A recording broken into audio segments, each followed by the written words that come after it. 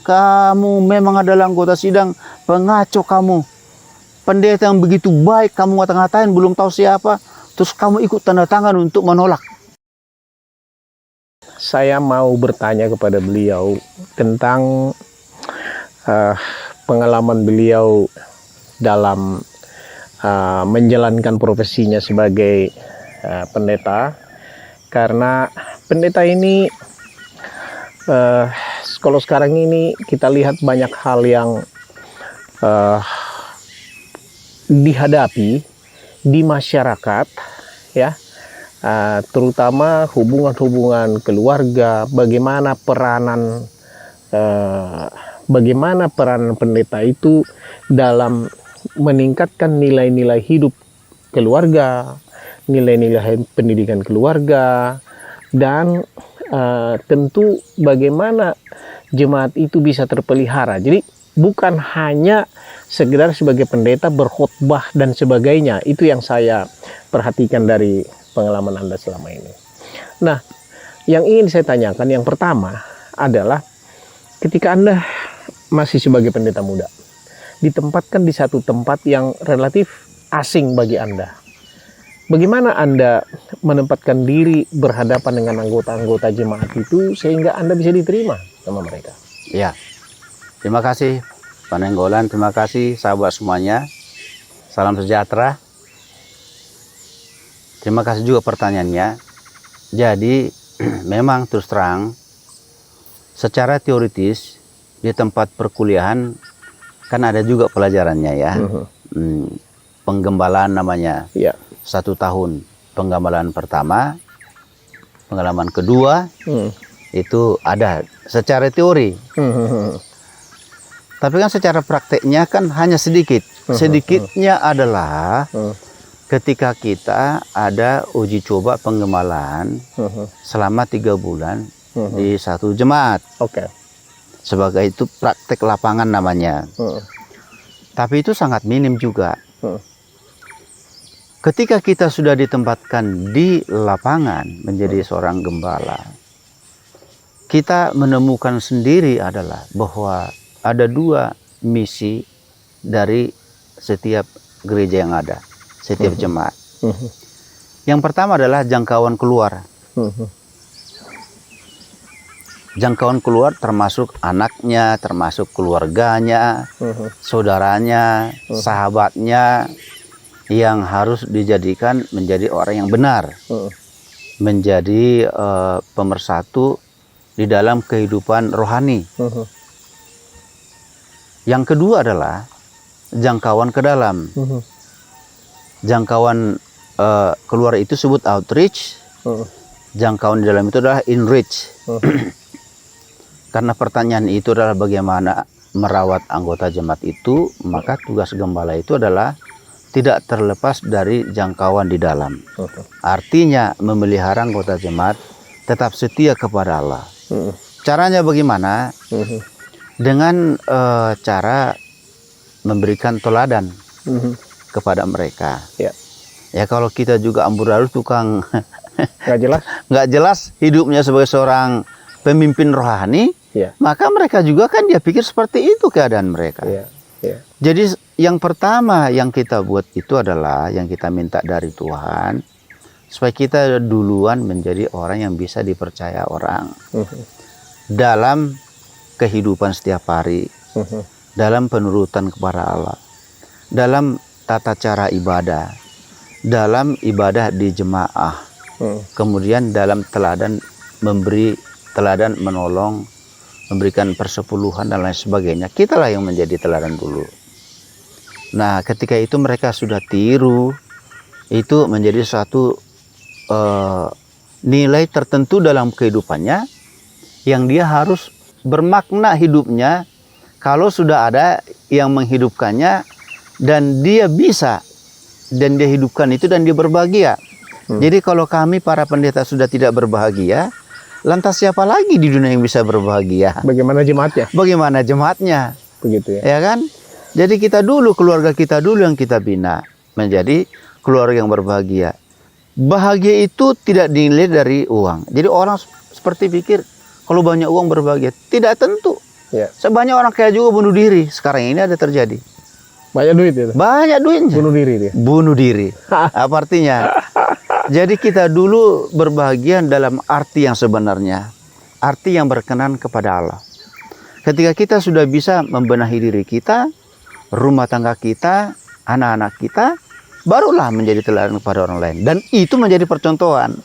Anda kan ditempatkan sebagai pendeta muda di satu tempat. Ya, Di situ kan banyak anggota jemaat yang sudah senior. ya, Mungkin mereka kaya, Ya. ada juga mungkin yang miskin. ya. Nah, saya mau bertanya secara spesifik ini sekarang ini.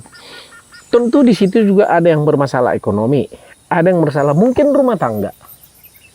Paling pelik yang pernah Anda hadapi, jangan nggak usah sebut namanya, misalnya di satu tempat atau di tempat mana gitu ya. Pokoknya paling pelik masalah keluarga yang pernah Anda hadapi sebagai seorang pendeta yang masih muda pada saat itu, seperti apa dan bagaimana Anda menyelesaikannya? Ya, sebagai seorang pendeta muda adalah ini sebenarnya masukan atau pernyataan mereka ketika saya dipindah. Oke, Ah, itu keluar itu. oke, Dari situ saya tahunya. oke. Mereka bilang begini. Memang pendeta ini muda, tapi dia rajin orangnya. Dia selalu melawat. Ya, dia selalu memberikan petua-petua dalam khutbah, dalam pandangan-pandangan yang baik. Sekalipun dia muda. Yang kedua, waktu memberikan kesaksian itu pada waktu mau pindahan kan ganti pendeta.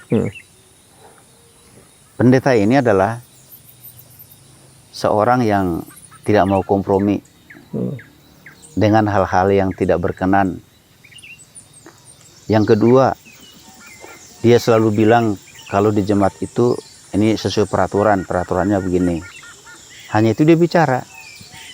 Akhirnya kami sebagai anggota walaupun dia muda, ya kami turut peraturan. Karena jemaat ini kan mau maju dalam peraturan. Berjalan melalui peraturan. Dan yang ketiga, walaupun dia waktu itu masih pendeta muda, baru nikah di Cilacap pada waktu itu kan kami nikah Di Cilacap. pada waktu kami ditempatkan di Cilacap.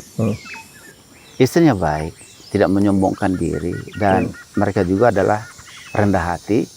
Dan pengalaman yang kurang itu menjadi terbenam oleh karena mereka merendahkan hati.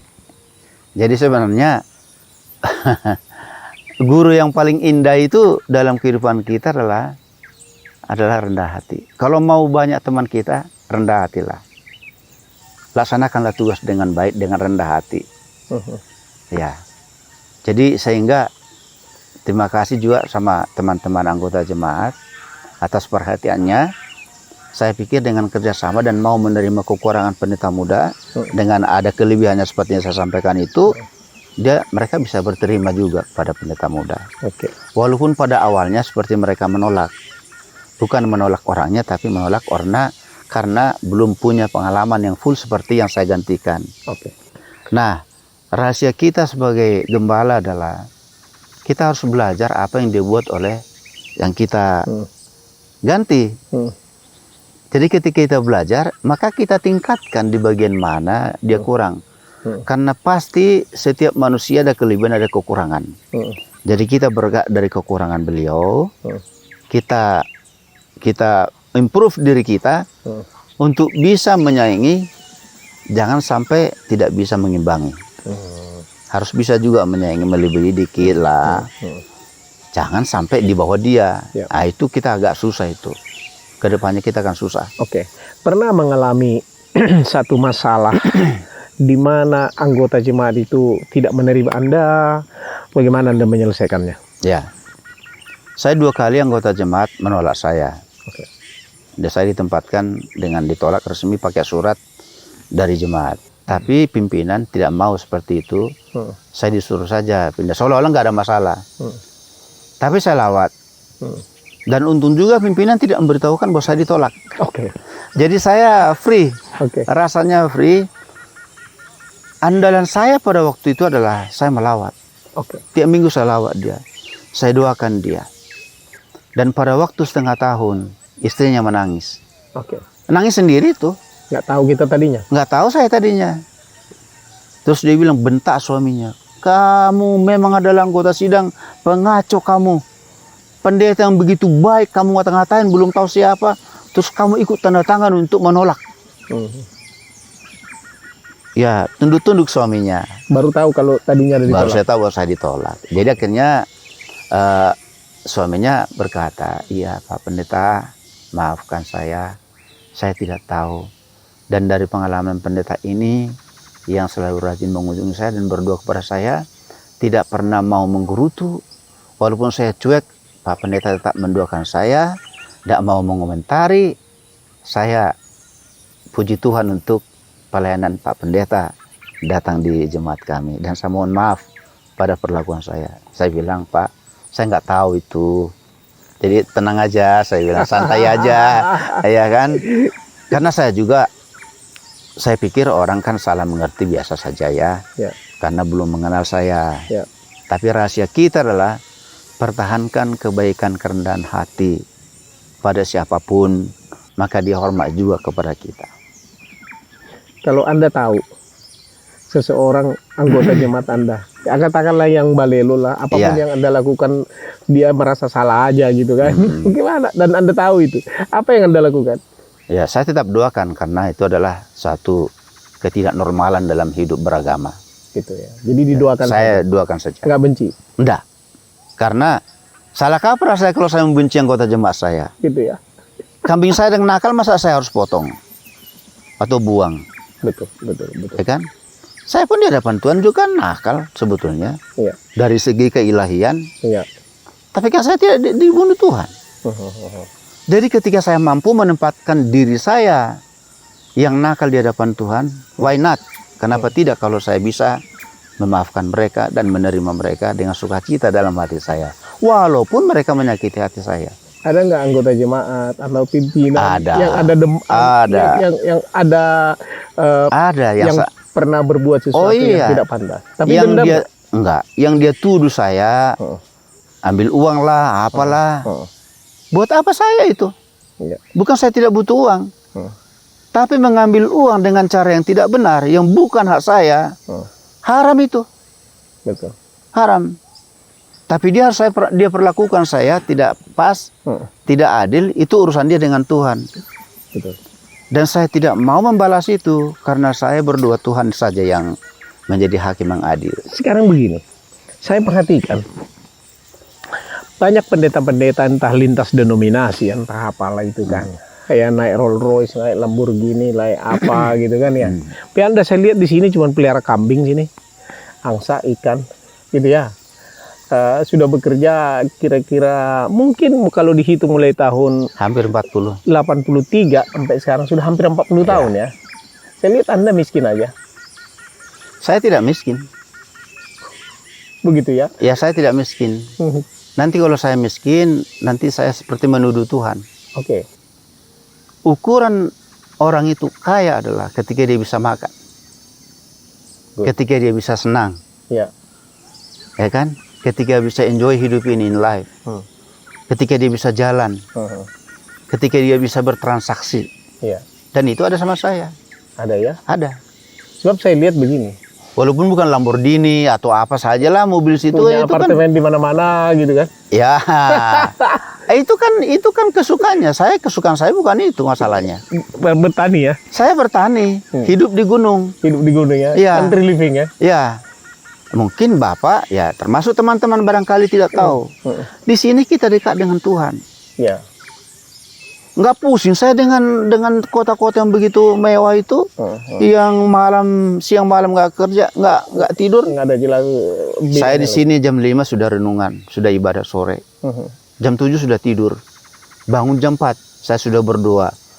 Tidak ada saya dengarkan di sini bisingan yang menghambat doa saya kepada Allah.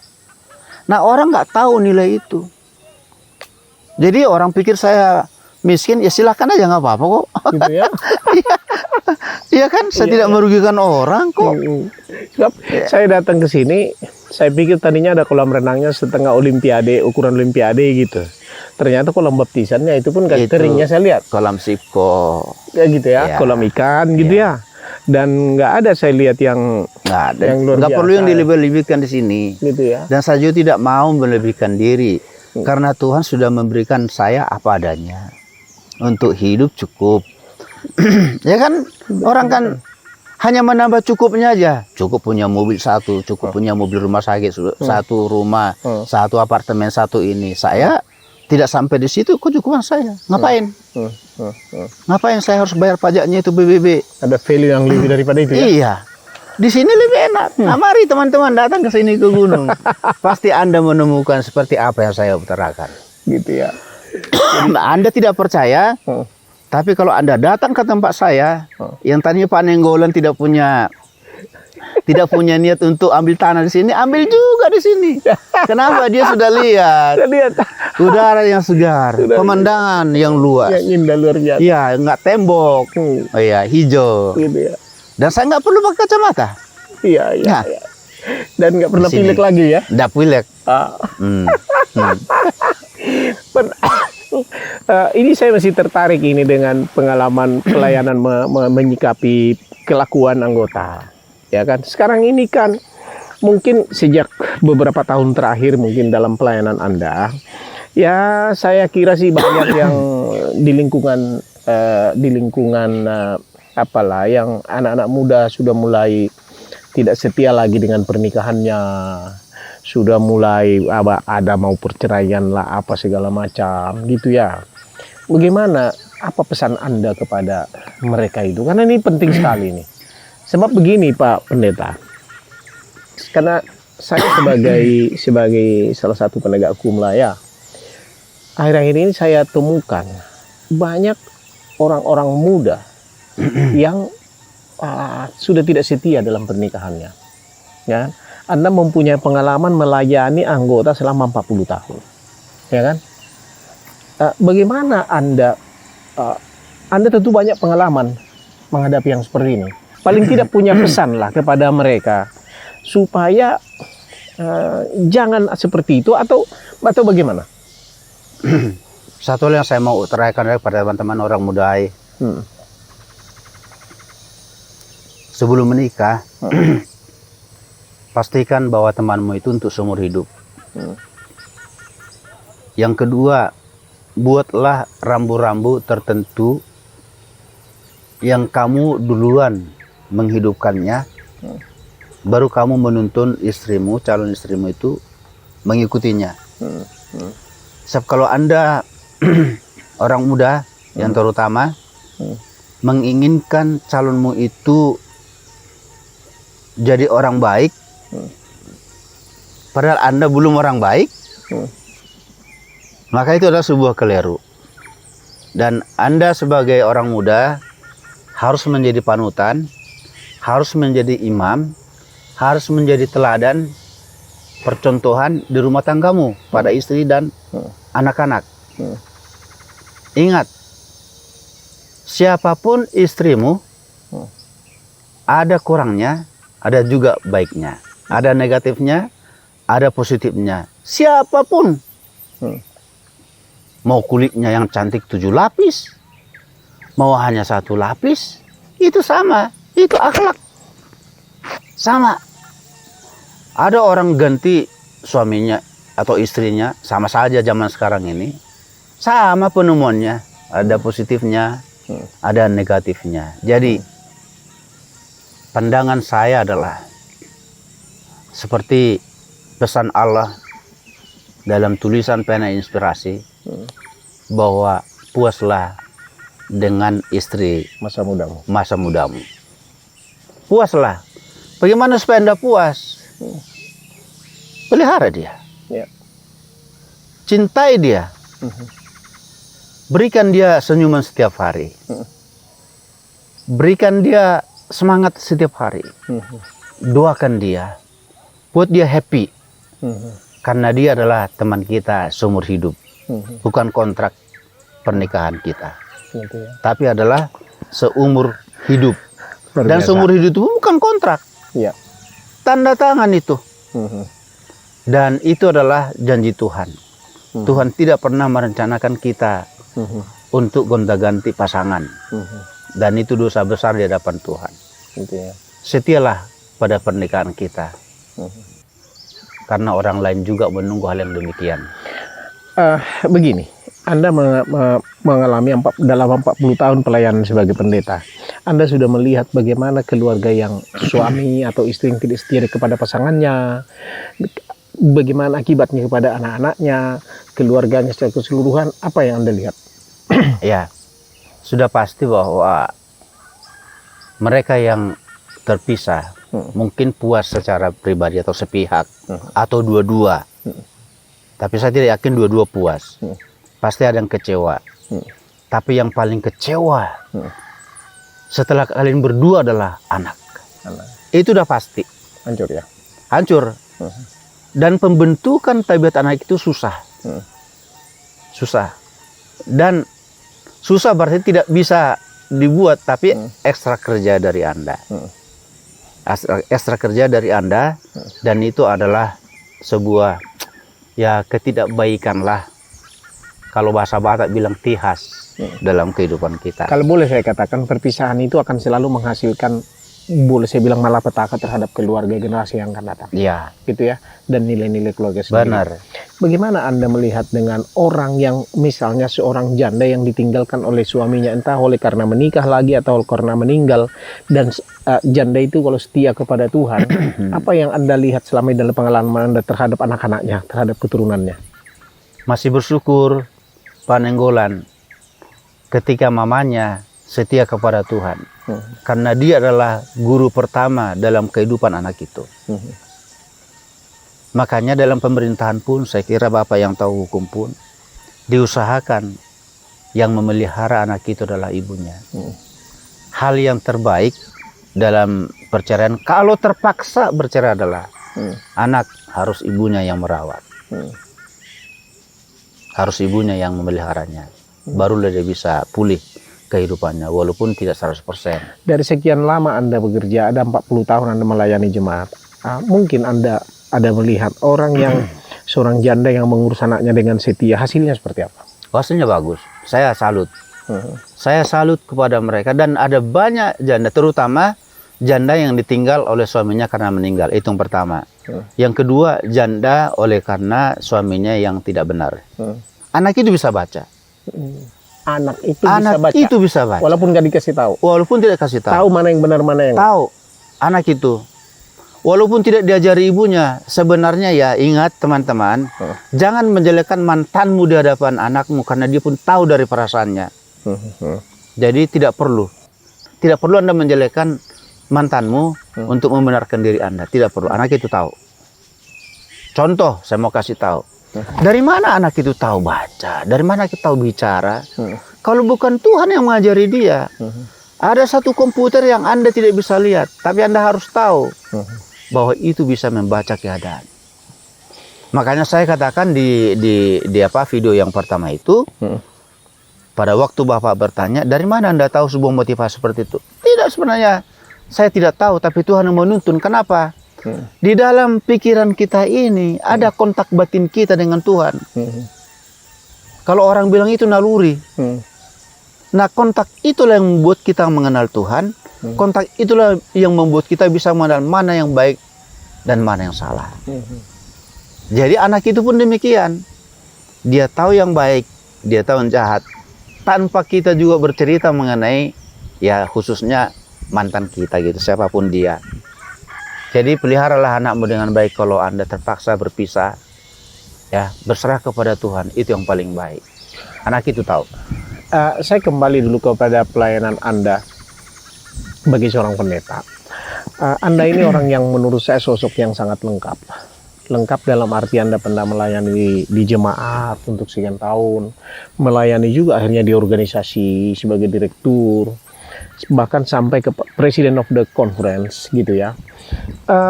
Bagaimana Anda ini kan menghadapi jemaat dan menghadapi para pengerja, ya kan, berbeda nih, ya kan.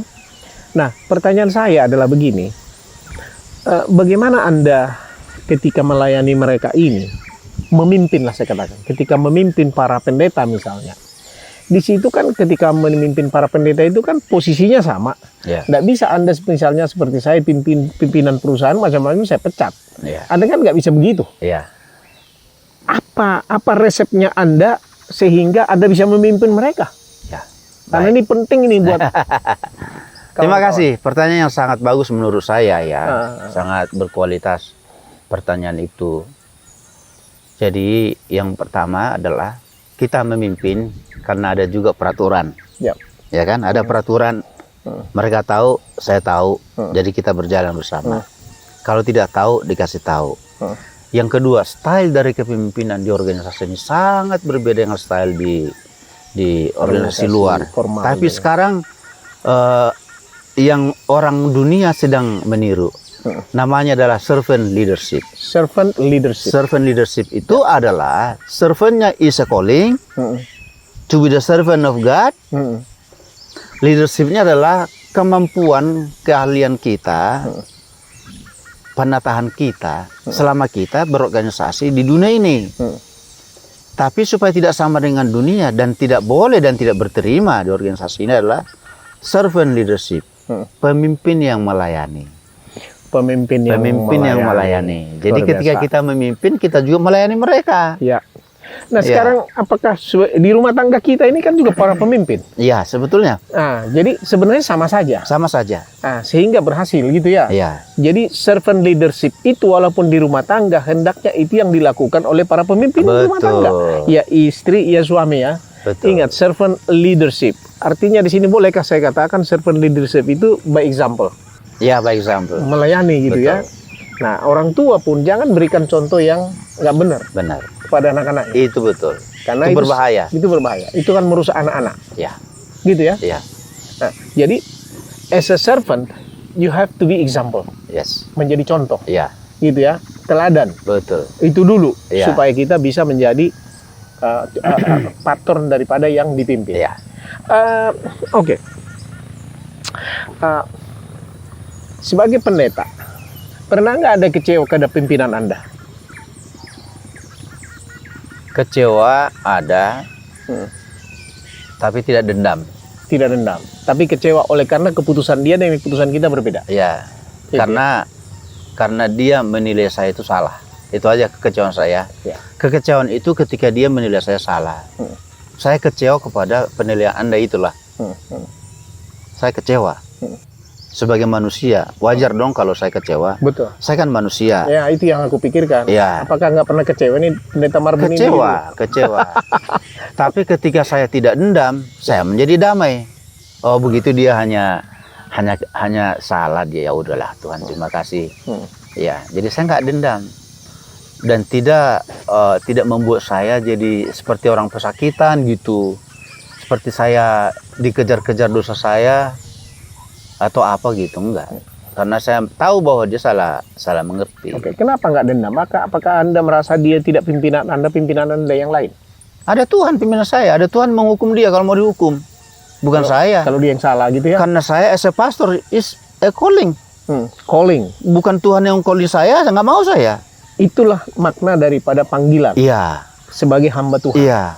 Bukan by SK gitu ya? No, Gitu ya? no. Jadi ada di dalam hati. Ada dalam hati kita melalui diri saya dengan Tuhan, saya tahu Ya. bahwa saya dipanggil oleh Tuhan menjadi seorang hamba Jadi Tuhan. kalau Anda kecewa, kepada siapa Anda pergi? Kepada Tuhan lah, Pada Tuhan. pada Tuhan. Selesai. Damai di hati. Ketika saya berdoa sama dia, Tuhan begini pada Tuhan. Ada suatu kedamaian yang lahir dalam diri saya, yang lahir begitu secara alamiah. Jadi saya damai. Gitu ya. Seperti ada suruh menyuruh saya, udah kamu ke tempatmu aja. Kamu merenung di situ. Damai saya rasa. Saya sering mengatakan bahwa bahkan di dalam rapat-rapat dengan teman-teman, mungkin pernah juga dengar saya ngomong bahwa kawan-kawan kita ini rekan sekerja Allah, Ya, rekan sekerja Tuhan, walaupun dalam bidang yang berbeda-beda, ya. gitu ya. Nah, yang ingin saya tanyakan kepada Anda, ya kan, seperti apa pemikiran Anda kalau sebagai seorang pendeta, kan gitu kan? Anda ini kan hamba Tuhan, sebagai pendeta, ya kan, rekan sekerja Tuhan, gitu ya. Iya. Tetapi Anda harus satu saat katakanlah dikecewakan orang lain, diperlakukan tidak baik, ya kan? Bagaimana tadi Anda kan bilang buat saya terlalu sumir kalau hanya mengatakan saya datang kepada Tuhan. Sebenarnya di dalam hati itu seperti apa artinya? Kalau saya bilang, kalau boleh Anda buka sedikit tirainya, Anda tabirnya dibuka, so what does it mean gitu loh? Apakah maksudnya saya lapor kepada Tuhan karena ya Tuhanlah yang punya kuasa untuk menghukum dan sebagainya atau apa? Kalau kita bilang karena Tuhan yang berkuasa untuk menghukum, itu kan rasanya seperti dendam. Ya kan? Tetapi bagaimana makna Anda mengatakan saya melapor kepada Tuhan gitu sebagai bos kita? Kan Tuhan bilang, aku adalah hakim yang adil. Jadi kalau saya bilang demikian, saya tidak menghukum dia. Ya. Saya hanya mengadu kepada Tuhan. Berikan saya kedamaian dan berikan pengertian kepada dia. Iya kan? Tapi kalau saya nggak benar, bagaimana saya mau datang kepada Tuhan? Tuhan bilang, aku juga salah. Jadi itulah makna kita datang kepada Tuhan. Datang kepada Tuhan dalam doa, dalam penyerahan kan gitu ya. Guys, thank you so much. Ini sekarang sebenarnya kita masih panjang ini bercerita, tetapi sudah datang hujan dan memang tempat ini tempatnya hujan. See you next. See you next. Sampai bertemu. Salam sehat, salam sejahtera. Tuhan memberkati Anda semua. Ya, terima kasih Pendeta Marbun. Sama-sama. Kiranya perbincangan kita ini boleh berguna kepada keluarga, kepada orang muda, kepada orang tua, para pemimpin, Amin. para pelayan Tuhan. Sukses. Sukses. Love. With love. Thank you.